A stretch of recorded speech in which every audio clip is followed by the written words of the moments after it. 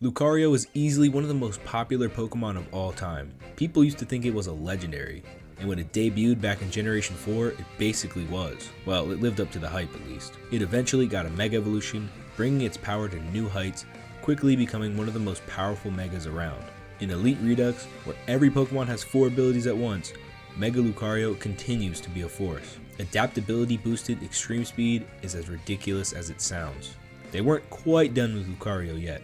In the newest 2.5 update, a brand new item was added, bringing out the full potential of Lucario.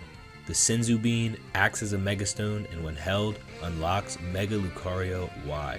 Mega Lucario Y is an absolute menace, dropping its defense-driven Steel typing for a more neutral Electric typing, now leaning much greater into its special attacking side. 150 special attack, whereas regular Mega Lucario has 140, and only 130 in attack, where regular Lucario has 145, and I'll explain later how it's deceptively better than it seems. Another huge upgrade is the speed stat. 120 now versus 112 makes a huge difference, especially because Lucario was never really known for amazing bulk anyway. Putting it in a higher speed tier threatens a wider variety of Pokemon. Now, what insane new abilities does Super Saiyan Lucario get? Well, there are 3 that it's able to choose from, and 3 innates that are always active. Starting with one of its choice abilities, it gets Impenetrable, which is essentially just Magic Guard. Now, a Life Orb is usually a great item to pair with this ability, but clearly this isn't an option, unless playing permanent Mega Mode of course, so how beneficial is Impenetrable really? I would say the main use is Lucario is able to rip off huge chunks of damage with the move Steel Beam and not take 50% HP loss from recoil. Being able to use such a powerful move with no drawback is so busted.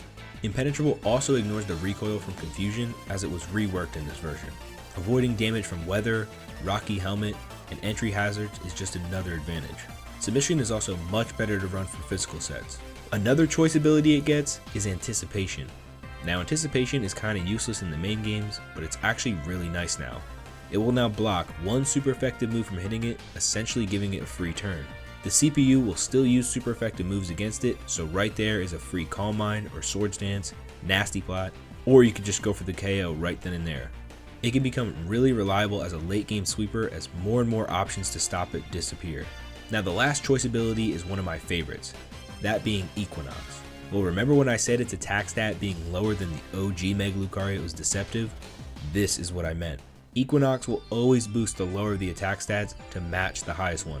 Meaning if you fully invest in special attack, like 252 EVs, even a modest nature, physical attacking moves will still use the highest special attack stat to calculate damage. This is absurdly strong, basically making it a mixed attacker with 150 in both attack stats. You can't just throw a special or physical wall in front of it as it will just go right through it. One Nasty Plot really gives it +2 in both stats, powering up Aura Sphere and Stab Bullet Punch at the same time.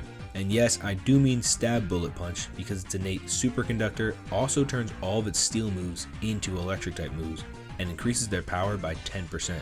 So yeah, Steel Beam is even better than you thought. Flash Cannon and Meteor Mash are great on non-impenetrable sets. Fully channeling Goku, the innate ability Ultra Instinct is there to help with its bulk and punish any Pokemon that tries to touch it. Not only does Ultra Instinct reduce all damage by 20%, it will counter with a 20 base power Vacuum Wave when it's hit with a contact move, especially punishing for fake out users. And its final innate is actually 2 combined abilities, as if this thing needed an extra one. Unlocked Potential combines Inner Focus, which blocks flinches, intimidate, and scare, while also giving Focus Blast 100% accuracy, and Berserk, which will give it a +1 in special attack if its health goes below 50. So you really want to take Mega Lucario out swiftly.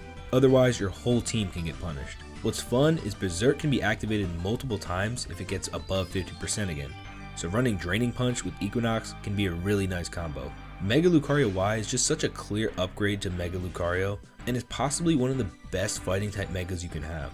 If you ever wanted to go Super Saiyan in Pokemon, now you finally can. What are your thoughts on Mega Lucario Y, and have you played the new 2.5 update yet? Don't forget to like for more videos like this one, and subscribe. Shout out to all the members supporting the channel, and I will see you in the next one. Peace.